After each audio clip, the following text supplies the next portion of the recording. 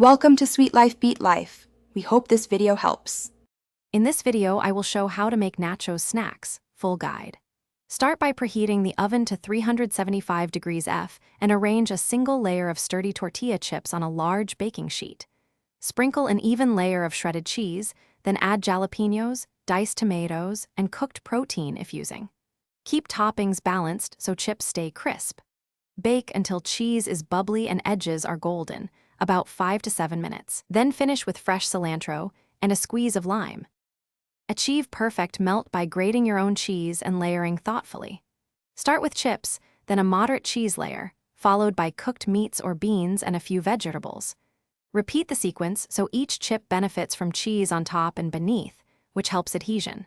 Save a handful of cheese for a final sprinkle before baking to create a golden, gooey surface.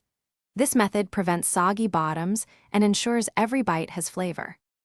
If you're enjoying this guide, please subscribe and like to help us make more simple recipes.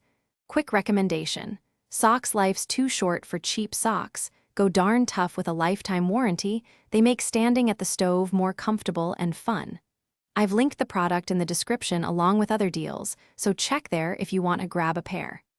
Thanks for sticking with me. Now let's get back to the video.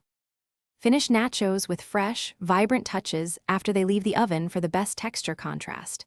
Top with chopped cilantro, diced onion, and a fresh squeeze of lime to brighten flavors. Add dollops of guacamole and sour cream on the side, and offer a chunky salsa for dipping. For a professional touch, scatter pickled jalapenos or quick pickled onions to cut richness. Let nachos rest a minute so toppings settle before serving to avoid spills. Thanks for watching. Consider subscribing if we helped you.